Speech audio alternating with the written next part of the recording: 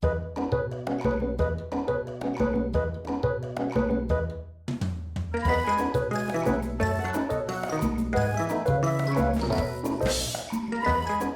afternoon, everyone. Thanks for joining us for another Beyond 20 webinar. I'm Lindsay. I'm the Communications Manager here at Beyond 20.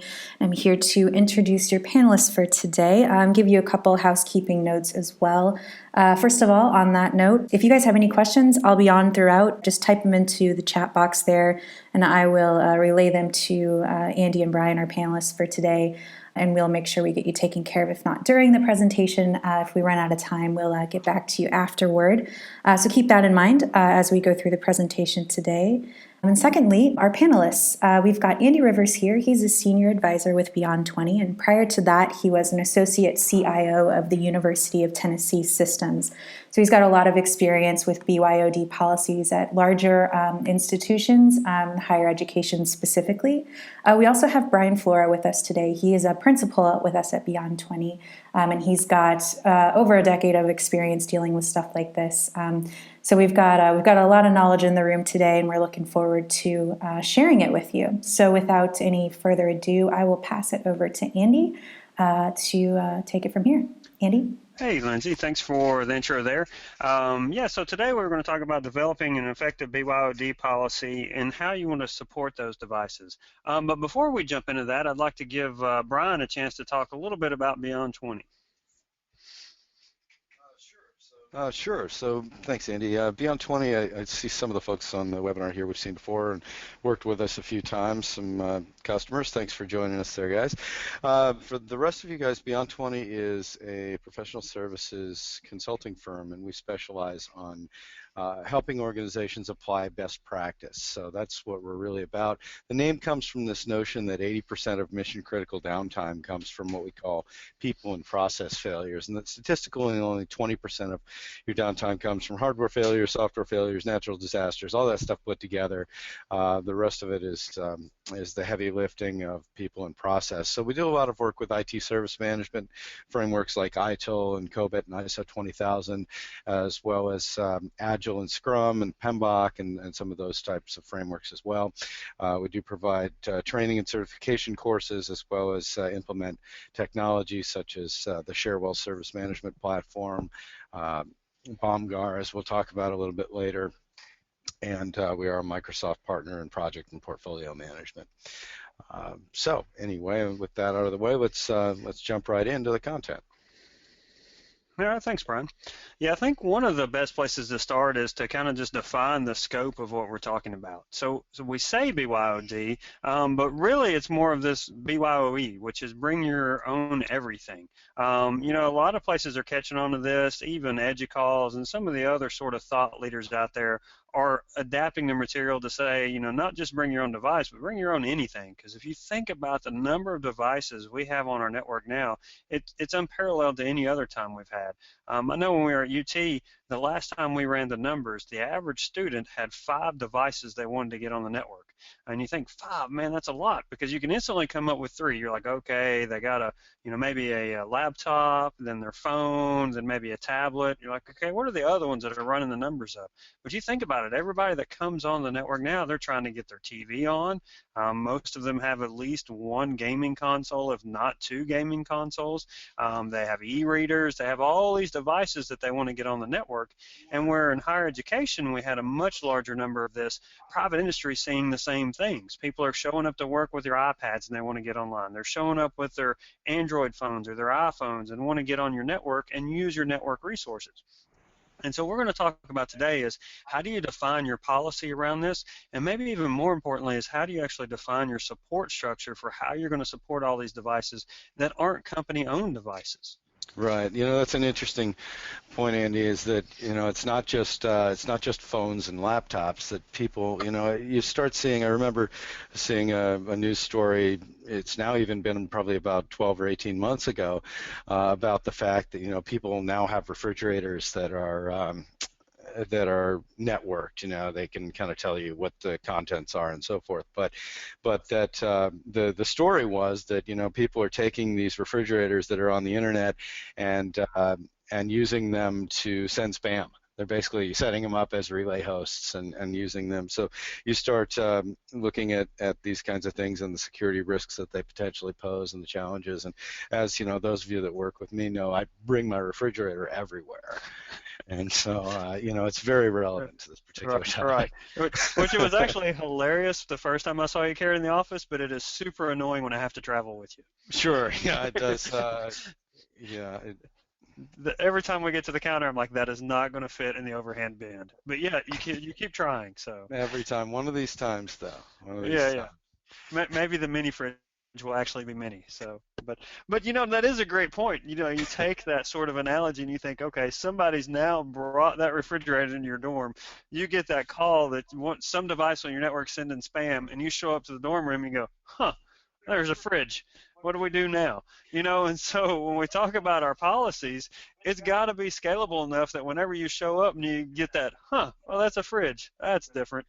You can still respond to it. Your policy still incorporates that it's flexible enough that you can still take action on that without going, well, let's go back and rewrite this policy and now add in refrigerators into the items that we can now talk about with security incidents. Well, I mean, one of the big challenges with these devices is that when you start thinking about, phones and tablets and laptops, those things were, originally designed to be on a network in this particular way, and security was at least kind of thought of that way. But now we have all these other things like, network thermostats and, of course, refrigerators and televisions. And I've got a friend that's got a sprinkler system at home, that he can basically log in and kind of set the timers and so forth on.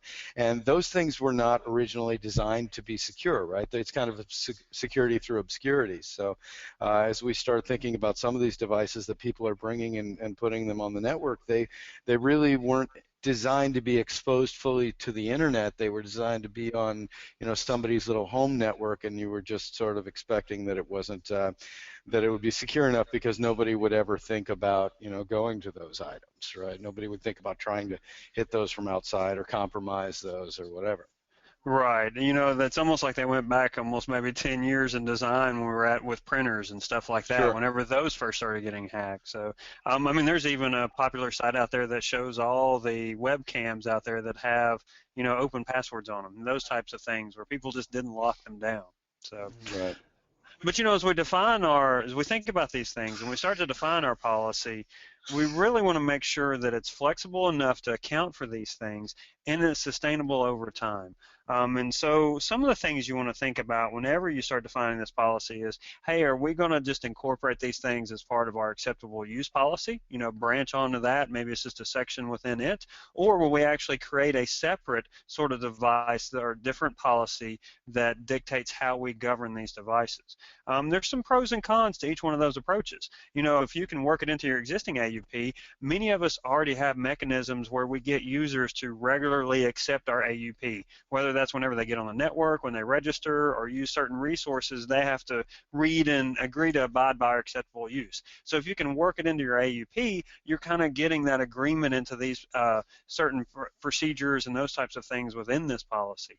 Sometimes, though, your policy for these devices may be too large. It may make your AUP too big. If it doubles the size of your AUP, it's already a struggle to get people to read it and understand it. And if you're going to double it, that almost warrants its own policy as well.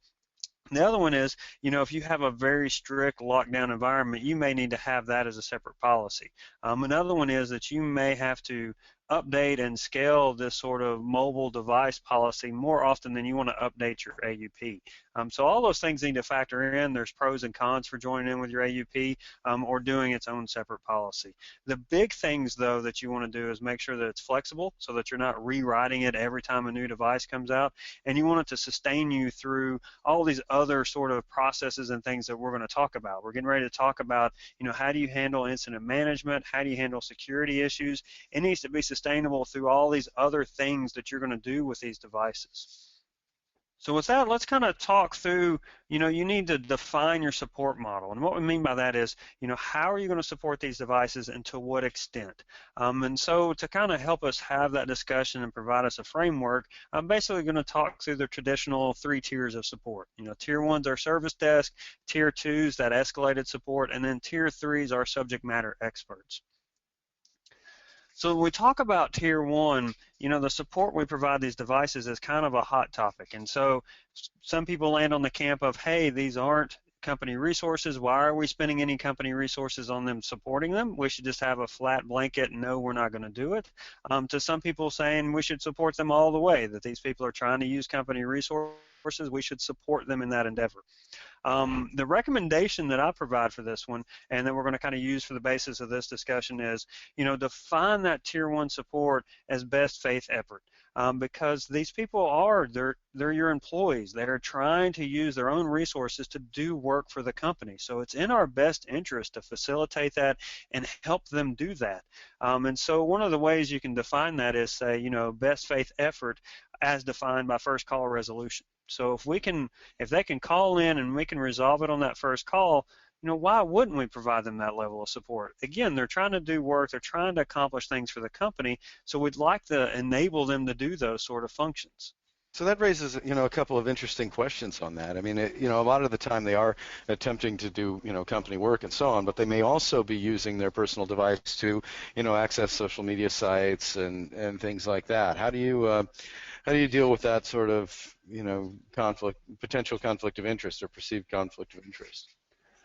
Right, and a lot of this is going to be around the information that these particular people actually have access to. If they don't really have access to sensitive information, then what you described, we really don't care. As long as they can get on and they can do their work, and there's no real, risk to the company, then let them have at it. Let them get some work done. Where the risk comes in at, that may be where you want to put additional sort of security boundaries. If they're working on secure sort of information, maybe you provide them a virtual desktop where they can get to that information, but they can only do it within that bubble. And maybe they have to VPN first before they can get access to certain things. So you can put additional security parameters there, but again, you're only putting those security parameters and security controls where you need them. You're putting them around those secure areas, that sensitive information, instead of making a whole fence around your house when you really only care about the backyard. So when we provide that tier one support, we're talking about that tier one is, the service desk, them calling in, and providing that best faith effort on that first call resolution. Now, as we move into tier two, this is where we might stir up a few more emotions of, how much do we provide, how much do we help with this? A lot of this depends on, do you have ongoing company initiatives, such as we are really promoting virtual desktops. I mean, there's some companies out there that says, we're going to give you a stipend, you go buy your own laptop, and then we're going to give you a virtual desktop for your company work. In those scenarios, you need to provide tier two support for those devices because that fits in your model, that fits in your initiative of, hey, they're buying these devices, we need to help them to a certain level so that they can access company resources. We've also seen some places use the tier two as sort of a value add service. For maybe we want to have an enhancing service where we kind of have our own geek squad on site, so that if our employees need help with their device, they can bring it over and get help, much like they would go to Best Buy or Apple or somewhere like that and get that support. And they see it as a value add for their employees. Some places even go as far as offering that service, but offering it as a paid sort of thing. So you can bring in your own device and pay them just much like you would pay Best Buy or Apple to actually work on these devices. And in those cases, they were using that as a way to sort of recover cost where they felt like they had added capacity. So they had certain downtimes and they thought, hey, if we can fill those downtimes in with, billable work from somebody coming in and bringing their own device in, why wouldn't we do that? And so that's sort of the model that they've adopted. Either way you go, you have to make sure you define the level that you're going to provide at this tier. So tier one, we kind of made that clear cut. If it's first call resolution, we're going to help you, that sort of stuff. If you escalate and you allow people to escalate to tier two, we need to draw the boundaries of how much we're going to help, because what you don't want to do is have this become a black hole of time for some of your technicians to work on. You don't want to, at the end of the day, come by and talk to one of your desktop support technicians and them go, yeah, I spent 8 hours on this person's personal device cleaning up spyware off of it. That's not the value add that we were looking for. when we started to provide this service, was an entire day of FTE resources for one user's personal device. And so what you want to do is be able to define that boundary of what you're going to support. One of the common recommendations that we've seen, and one of the ones that I recommend, is maybe you say, okay, when you escalate to tier 2, we provide you 1 hour of technician support.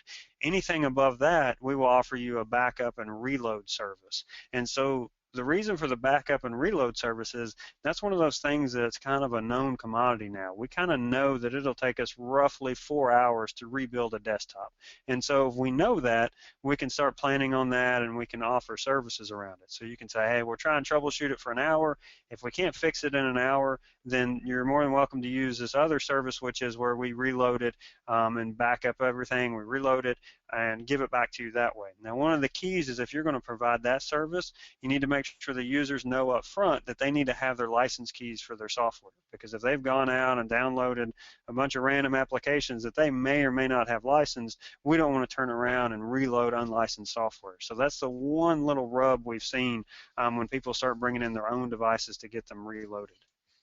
Yeah, I think the other question you have to ask is, what is our viability for supporting these external devices, right? If we go in and we, screw something up on somebody's personal device on their phone and so forth, or if we even get accused of that, that's where you get into, the benefits of using something like a BOMGAR that allows you to do it remotely, but also to keep a flash video of exactly what was done, so that, somebody can't say, oh, well, you guys were in there supporting my device, and now I have all this spyware, you must have done it, right? Exactly, and that goes back to, defining the policy, defining your scope, defining where those things are. Your policy has to be scalable enough that it provides you to support this, but also put some parameters around it. And back to yours, where are those boundaries at? This policy, probably much more than even any other IT one, you have to work with legal to understand. Where's our boundaries? What can we do? What can we not do? In the cases where we've seen them offer load, reload, they often have another sort of, checkpoint where the user has to sign another sort of waiver or agreement before we start backing things up and reloading things. So that's another sort of fail-safe you can put in the process. So we talked about, tier 1 was the best faith effort of, first call resolution. Tier 2, really you had to define, is this going to be a value add service for your users? Is it going to be maybe a paid service? Or is it going to be something you just decide not to offer at all to your users, that you're only going to offer them tier 1 and there's going to be no escalation to tier 2? So now let's talk about tier 3. So tier 3 is our top level subject matter experts. My recommendation in this space is that you don't have any escalation up there for incident management for personal devices. That any sort of model you develop really stops at tier 2, because your tier 3, these are your top experts in your area. You don't really want them spending resources on individual personal devices.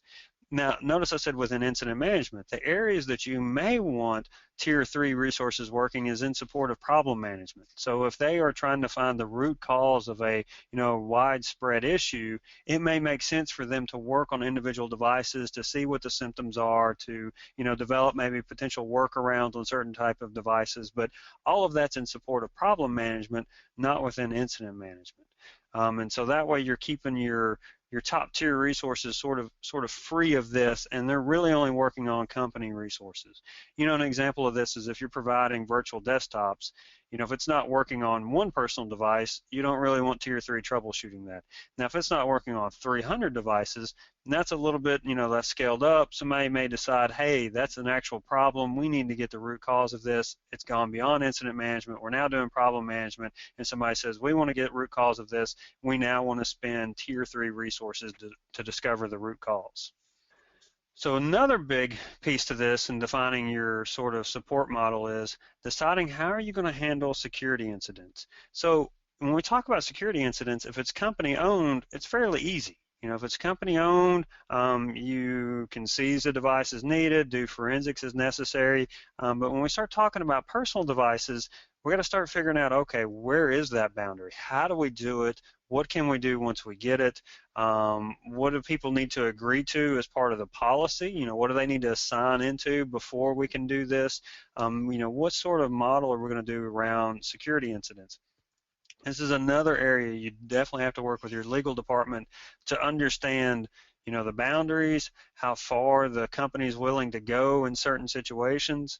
One of the things that we did that I highly recommend was we made sure that IT was never taking action on their own. You never wanted IT to declare an incident and then go seize a device, without some sort of involvement from other areas. And so, what that kind of means is if it was something to deal with HR related, we always had a request from HR. If it was legally coming, we always had a request from the legal department. If it was something around a legal issue, we always had a request from the legal department. So each one of those, us going and getting the device and doing, forensics or analysis on it was always started or initiated by someone outside of IT. That way we could never really be accused of just going around and grabbing people's devices and doing forensics on them.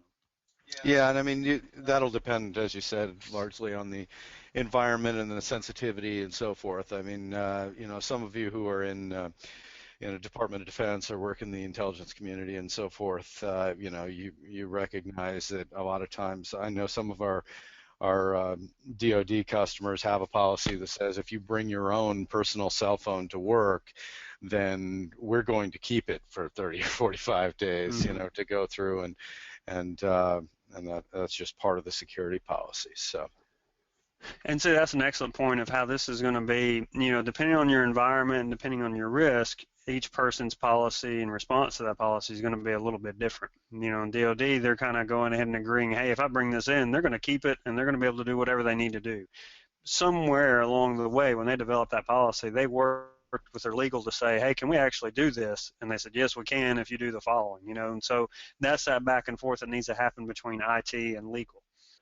One of the big things with this sort of policy is that you need to do a continuous review. This isn't going to be one of these policies that you can write and then just kind of have it living out there for the next 3 to 4 years without really having to review it. This is one that's going to take some review of, new things are coming out, new devices are coming online, new threats are coming online, new responses to those threats are available. So we need to make sure we're constantly monitoring this and reviewing it and updating as we need to. One of the best ways you can do this is through tabletop exercises. So let's sit around with, our security team, people of our incident response team, our legal people, and talk through certain situations and say, okay, within our current policy, within our current support structure, how would we have handled this? Would we have been able to handle it? Would we need to update our policy for these particular things? And, to get sort of information to use along that line, we have plenty of examples out there in the headlines. One of the ones that was somewhat peripherally involved with UT, we had a hacking incident with the, and I use hacking loosely maybe, with the vice president's email, and that's where one of the students had gained access to Sarah Palin's email while she was one of the nominees. And so we kind of had to help with law enforcement and investigate that, but it forced us to take a look at our policies and go, okay, how can we respond to this within the scope of things the way they're currently written? Would our support structure work? And so it gave us a good sort of use case to talk through. Unfortunately, that was more of a trial by fire whenever we were going through that one, rather than the nice sort of relax, let's do a tabletop and talk through this. We actually had to respond on that one. But the recent sort of Sony hack, that one gives us one in which we could sit around and talk about and say, okay, from a security perspective, what were some early warnings? How could we have taken action? Where would we have gone? If this had been somebody's personal laptop that had maybe been the point of entry, would we have been able to seize it? What would we need to do to seize it? Home Depot and a few other areas famously gotten hacked into by people sitting in their parking lot and using their Wi-Fi or, just sniffing their network. So if that occurred to us, what do we need to do to go out and seize that device? Or do we just need to call law enforcement and get them to seize the device? Talk through these things so that you're not surprised when they occur. You already have a plan and you know that your policy can stand up to these certain use cases.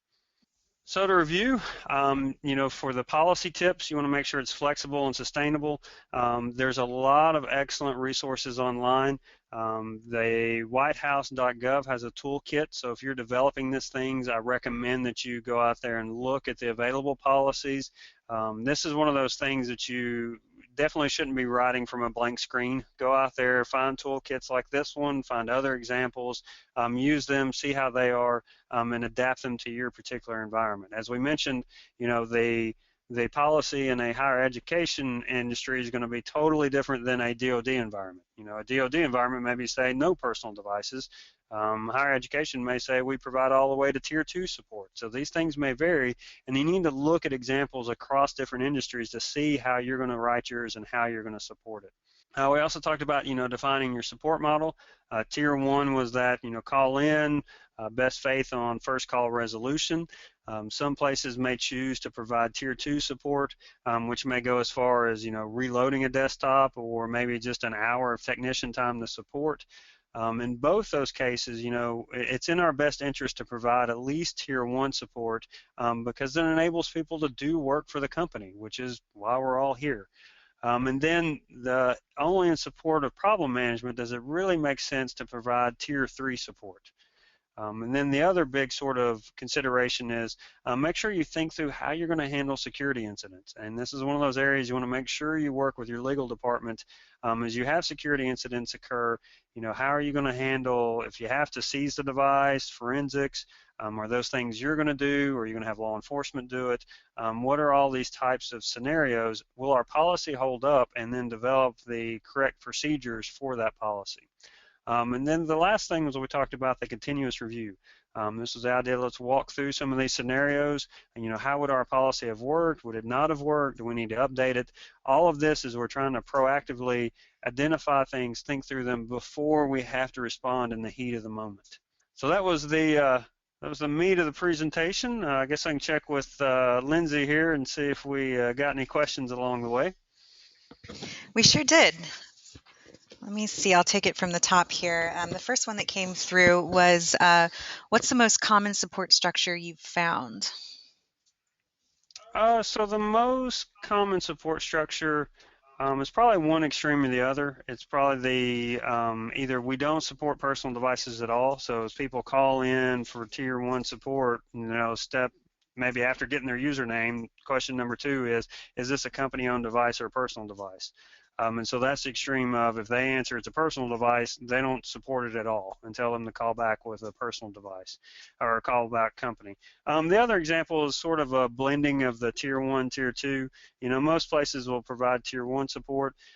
What's the trap that a lot of places fall into is they haven't defined that sort of boundary I was talking about with tier 2 of, hey, we've escalated, now how much time do we spend on it? And so they kind of fall into that black hole of, sometimes they spend an entire day for somebody's personal device. I guess to sum that up, we see basically the extreme of both, either no support at all for personal device or undefined, as much as a company device. Cool. Hopefully that answered. If not, you can hit it up in the chat window there.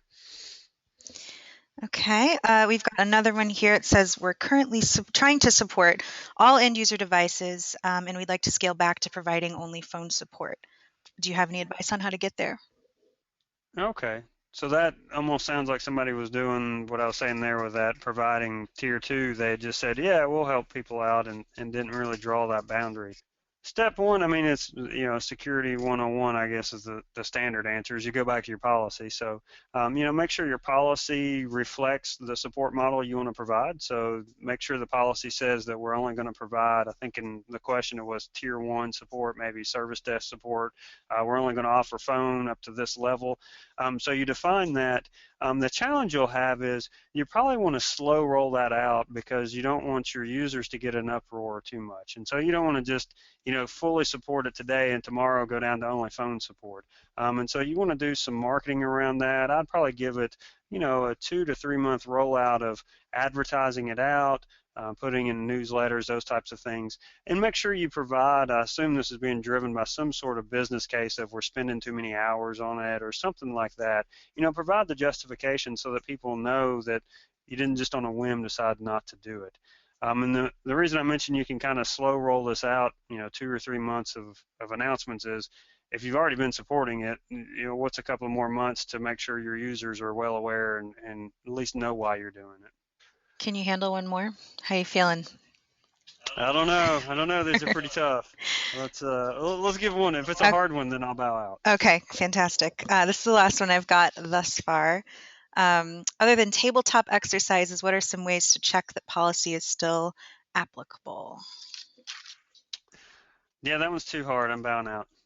No, We'll just we'll just I we'll believe just in end you. we'll just end it there. Unacceptable. Okay. So how it's other than tabletops, how else would you kind of keep it applicable? Um, You could make it, I kind of talked about just making it, headline driven. You could just do that without the full tabletop. I think one of the keys is maybe assign somebody that completely owns this policy and make them responsible for, as new technologies come out or new headlines, instead of doing the whole tabletop, just make one person specifically responsible. So the Apple Watch is coming out. Will that work with our policy? Or Google Glass is coming out. Do we need to update it? So you at least have that single point of accountability. The other one is, at least do an annual review. If you're having to be NIST compliant or any of those other sort of security regulations, just about all of them say you have to do an annual review. So if you had a assigned owner and you had an annual review, at least you're looking at it once a year. That's probably your best if you're not going to go as far as doing a walkthrough exercise. Yeah, I mean, I'd add to that, we might treat this just like any other policy, that, it's got to be customer driven, and ultimately we say, look, is it working, right? So if we go and we look at our service desk and we look at the kinds of things that people are calling in for, we can probably gather from our metrics that, either we're starting to see some new devices that maybe aren't quite a good fit with what we were dealing with before, or not. Just to keep an eye on what's coming in, and you can kind of get an idea of where the trends are going from there.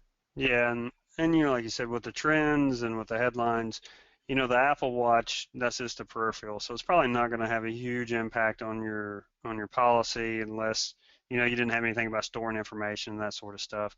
But Google Glass is probably a big one that we had to think through how we're going to handle things around that. So, if that's all the questions, that's all the content we have. I think you're safe. Nothing else came in. Okay, so no hard questions. Excellent. One of the things I'd encourage you to do is, visit our website for upcoming events, beyond20.com/events. We do continuous webinars such as this. We write blogs. We have, quarterly breakfast meetings. So we have a lot of events going on. Please check out our website and join us for any of them that you can. If you have any questions about the webinar today or about Beyond 20 in general, feel free to shoot me an email, give us a call, or reach out to us through any of these other methods. We're on Twitter, we have a YouTube channel, we're definitely on Facebook and LinkedIn, so feel free to reach out to us through any of those mechanisms. Thank you for your time today, and have a good week. Thanks, guys.